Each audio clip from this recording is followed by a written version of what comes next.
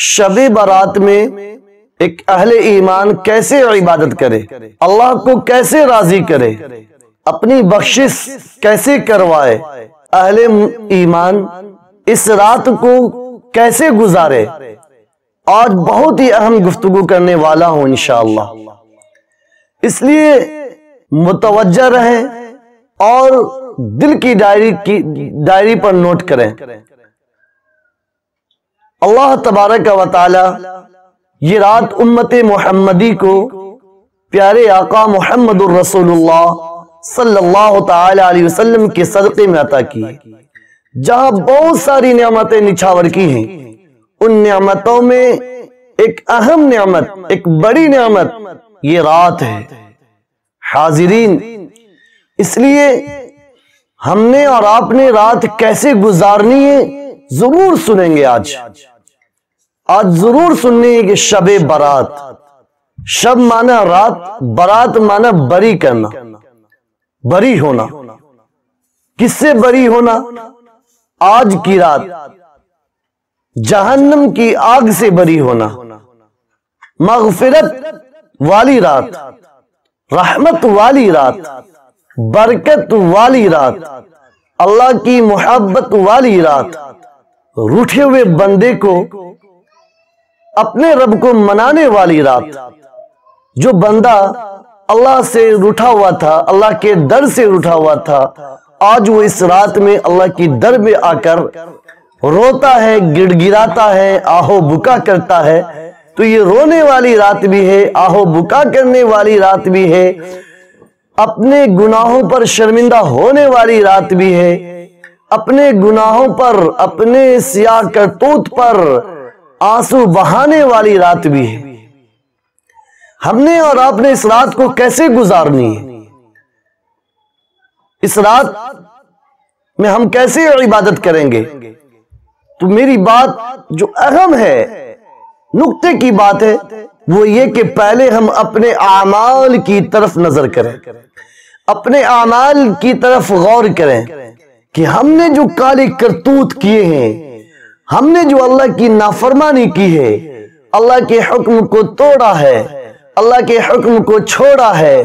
رسول اللہ کی تعلیمات کو فراموش کیا ہے، رسول اللہ صلی اللہ تعالی علیہ وسلم کی تعلیمات کو روندا کچلا، فراموش کیا ہے، ان اعمال پر خود کو تجزیہ کرنے کی ضرورت ہے کہ آئندہ انشاءاللہ ایسے اعمال نہیں کریں گے۔ کل ملا کر توبہ کرنے والی رات ہے، توبہ کرنی چاہیے اپنے برے اعمال سے، اور اللہ کے سامنے سرب سجود ہونا چاہیے، اور اس انداز میں سرب سجود ہونا چاہیے۔ حضرت فاطمہ الزہرا رضی اللہ تعالی عنہ پیارے آقا محمد الرسول اللہ صلی اللہ تعالی علیہ وسلم کی صاحبزادی ہیں، سب سے چہیتی لاڈلی بیٹی ہیں۔ آپ کو اللہ کے نبی نے فرمایا کہ جوان خاتون کی سردار ہوں گی فاطمہ، اہل جنت کے اندر سردار ہوں گی۔ وہ فاطمہ جب اللہ کی عبادت میں مصروف ہوتی ہیں، اللہ کی عبادت میں مشغول ہوتی ہیں، اللہ کی عبادت میں سرب سجود ہوتی ہیں، تو ایک رکعت مکمل نہیں ہوتی کہ رات ختم ہو جاتی ہے، رات ختم ہو جاتی ہے، صبح کا وقت شروع ہو جاتا ہے۔ سجدے سے سر اٹھا کر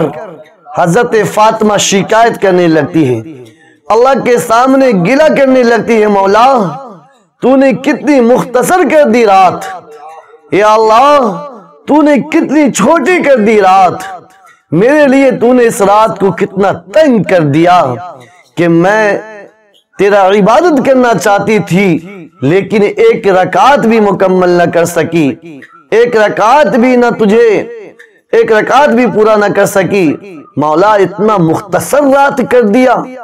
تو ہم اور آپ اللہ اپنے اعمال پر تجزیہ کریں، ثانیاً اللہ کے سامنے لمبی لمبی نمازیں پڑھیں، لمبے لمبے قرات ہوں، لمبے لمبے سجدے ہوں، رکوعات ہو، تسبیحات پڑھیں، ذکر و اذکار کریں، کثرت کے ساتھ استغفار کریں۔ کثرت کے ساتھ استغفار کا فائدہ یہ ہوگا کہ اللہ کا قرب ملے گا، اللہ کی محبت ملے گی، دل پاک ہوگا۔ جو تجزیہ نفس کر لیتا ہے، جو انسان اپنے نفس کے بارے میں فکر مند رہتا ہے، اپنے نفس اپنے اعمال کے بارے میں فکر مند رہتا ہے، ایسا انسان اللہ کا مقرب بن جاتا ہے، اللہ کا محبوب بن جاتا ہے، رسول اللہ کا پسندیدہ امتی بن جاتا ہے۔ اس لیے تمام سامعین سے، ناظرین سے، حاضرین سے گزارش ہے، اپیل ہے کہ آج کی رات کو گزارنے کے لیے ہمیں اپنے اعمال پر توبہ کرنی چاہیے، اور توبہ بھی ایسا کریں گے وَمَن يَعْمَلْ سُوءًا أَوْ يَظْلِمْ نَفْسَهُ ثُمَّ يَسْتَغْفِرِ اللَّهَ يَجِدِ اللَّهَ غَفُورًا رَحِيمًا۔ اللہ تبارک و تعالی نے اس آیت کریمہ یہ میں ارشاد فرمایا کہ جس شخص نے برے اعمال کیے، اس کے بعد اس نے اپنی جان پر ظلم کیا، اس کے بعد ثم یستغفر اللہ، پھر اس نے توبہ کی، اس نے ندامت کے آنسو بہائے، اس نے اپنے آنکھوں کے آنسو کے قطرے سے آنکھوں سے آنسو کے قطرے ٹپکائے، ثم یستغفر اللہ، وہ شرمندہ ہوا، اللہ سے معافی مانگی، تلافی کی، اللہ کے سامنے روئے، گڑ گڑائے، آہو بکا کی۔ یاد رکھیں سامعین، یجد اللہ فرماتے ہیں کہ توبہ کرنے والا، استغفار کرنے والا اللہ کو پائے گا غفور الرحیم، معاف کرنے والا، رحم کرنے والا۔ اللہ کی ذات بڑی مہربان ہے، رحمت حق بہانہ میں جوید، اللہ کی رحمت بہانہ تلاش کرتی ہے۔ اس لیے سامعین، آج کی رات ہم سب کے لیے ایک مغفرت کا بہانہ بن جائے۔ آج کی رات کی ہم نے اور آپ نے قدر کرنی ہے، قدر کریں گے انشاءاللہ؟ بولو انشاءاللہ کریں گے، ضرور کریں گے انشاءاللہ۔ اللہ مجھے بھی آج کی رات کی قدردانی کی توفیق عطا فرمائے، اور آپ کو بھی قدردانی کی توفیق عطا فرمائے۔ اپنے اعمال پر، اپنے اعمال کے بارے میں ضرور سوچا کیجئے۔ تسبیحات پڑھیں گے، ذکر و اذکار کریں گے، نوافل پڑھیں گے، صلاۃ التسبیح ادا کریں گے، تہجد کی نماز پڑھیں گے۔ صلاۃ التسبیح کی نماز پڑھنے کا طریقہ یہ ہے کہ اولا نیت کریں 4 رکعت نماز نفل، صلاۃ التسبیح، رخ میرا کعبہ شریف کی طرف، اللہ اکبر۔ آپ ثنا پڑھیں، ثنا پڑھنے کے بعد 15 مرتبہ سبحان اللہ والحمد للہ ولا الہ الا اللہ واللہ اکبر 15 مرتبہ پڑھنا ہے۔ پھر اس کے بعد آپ کو تعوذ، تسمیہ، اعوذ باللہ، بسم اللہ پڑھنی ہے، پھر الحمد شریف پڑھیں گے، پھر اس کے بعد آپ کوئی سورہ ملائیں گے، پھر آپ نے رکوع میں جانے سے پہلے یاد رکھنے والی بات ہے کہ 10 مرتبہ آپ کو یہی کلمہ سبحان اللہ والحمد للہ ولا الہ الا اللہ واللہ اکبر 10 مرتبہ پڑھنی ہے۔ پھر اس کے بعد اللہ اکبر کہہ کر رکوع میں جائیں گے، اور سبحان ربی العظیم 3 بار، 5 بار، 7 بار، 9 بار پڑھنے کے بعد جتنی بار پڑھیں گے طاقت عدد ہونی چاہیے۔ پھر اس کے بعد 10 مرتبہ یہی تسبیح پڑھنی ہے، سبحان اللہ والحمد للہ ولا الہ الا اللہ واللہ اکبر۔ پھر 10 مرتبہ مکمل کر کے سمیع اللہ لمن حمیدہ کہہ کر کھڑے ہو جائیں گے، اور سجدہ میں جانے سے پہلے 10 مرتبہ پڑھیں گے، پھر اللہ اکبر کہہ کر سجدے میں جائیں گے، سبحان ربی الاعلی 10 7 مرتبہ، 5 مرتبہ، 3 مرتبہ پڑھنے کے بعد 10 مرتبہ یہی تسبیح پڑھیں گے، سبحان اللہ والحمد للہ ولا الہ الا اللہ واللہ اکبر۔ پھر آپ اللہ اکبر کہہ کر جلسے میں بیٹھ جائیں گے، جو پہلے سجدے اور دوسرے سجدے کے درمیان ہوتا ہے، بیٹھ کر پھر آپ نے 10 مرتبہ یہی تسبیح پڑھنی ہے، سبحان اللہ والحمد للہ ولا الہ الا اللہ واللہ اکبر۔ پھر آپ کو دوسرے سجدے میں جانا ہے، اور سجدے میں تسبیح پڑھنے کے بعد سبحان ربی الاعلی پڑھنے کے بعد 10 مرتبہ یہی تسبیح پڑھنی ہے، اور 10 مرتبہ پڑھ لینے کے بعد اللہ اکبر کہہ کر دوسری رکعت کے لیے کھڑا ہونا ہے۔ پھر آپ کو 15 مرتبہ یہی تسبیح پڑھنی ہے، پھر آپ تعوذ تسمیہ کے ساتھ سورہ پڑھیں گے، دوسری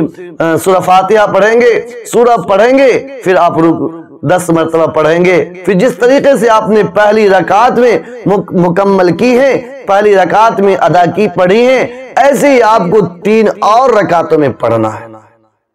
کل ملا کر ایک رکعت میں 75 مرتبہ پوری کریں گے، کل ملا کر چاروں رکعت میں 300 مرتبہ یہ تسبیح پڑھی جائے گی، آپ کی نماز مکمل ہو جائے گی۔ حاضرین، اس نماز کی بڑی فضیلت آئی ہے۔ حضور پنور محمد عربی صلی اللہ تعالی علیہ وسلم نے ارشاد فرمایا حضرت عباس سے کہ چچا جان، آپ روزانہ 1 مرتبہ پڑھ لیا کیجئے، اگر آپ سے نہ ہو سکے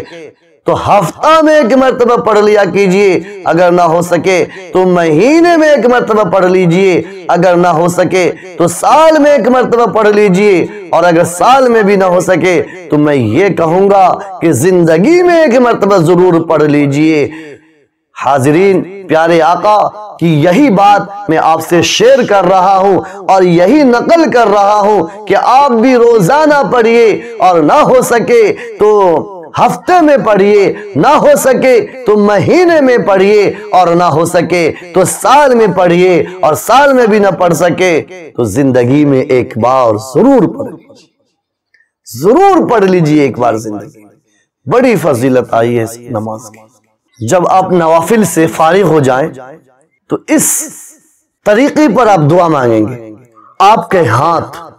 اولاً ایسے ہوں کہ آسماں کی طرف کھلے ہوں، تھوڑا سا رخ اوپر ہو، یہ ہاتھ بغل سے الگ ہو، آپ کے پہلو سے الگ ہو، اور یہ ہاتھ کھلا ہونا چاہیے تاکہ جو رحمت گرے وہ آپ کے دامن کو بھر سکے، آپ کے دامن کو پر کر سکے۔ حاضرین، اولاً دعا مانگنا جب شروع کریں گے تو آپ کو کم از کم 3 مرتبہ درود شریف پڑھ لینی چاہیے۔ 3 مرتبہ درود شریف پڑھی، اس کے بعد آپ اللہ کی بڑائی بیان کیجیے، اللہ کی کبریائی بیان کیجیے، اللہ کی حمد و ثنا بیان کیجیے، اللہ کی تعریف و توصیف کیجیے دعا میں، ہاتھ پھیلا کر یا اللہ تو غفور الرحیم ہے، یا اللہ تو کریم ہے، یا اللہ تو ستار ہے، تو غفار ہے، مولا تو علیم ہے، تو قدیر ہے، ہر چیز ان کی بڑائی بیان کریں گے۔ اس کے بعد اللہ کی بڑائی بیان کرنے کے بعد پھر آپ کو 1 مرتبہ درود پڑھنی چاہیے حضور پنور محمد عربی صلی اللہ تعالی علیہ وسلم پر۔ پھر اس کے بعد آپ کو اپنی حاجت کا سوال رکھنا چاہیے، اپنی پریشانی کا اللہ کے سامنے بیان کرنا چاہیے، اپنی رزق کو مانگنا چاہیے، اولاد مانگنا چاہیے، دنیا و آخرت کی بھلائی مانگنی چاہیے، دنیا و آخرت کی کامیابی مانگنی چاہیے۔ پھر آخر میں پھر اللہ کی بڑائی بیان کریں، پھر آخر میں اللہ کی کبریائی بیان کریں، پھر آخر میں اللہ کی حمد و ثنا بیان کریں، پھر آخر میں حضور پنور محمد عربی صلی اللہ تعالی علیہ وسلم کی ذات گرامی پر درود پڑھیں۔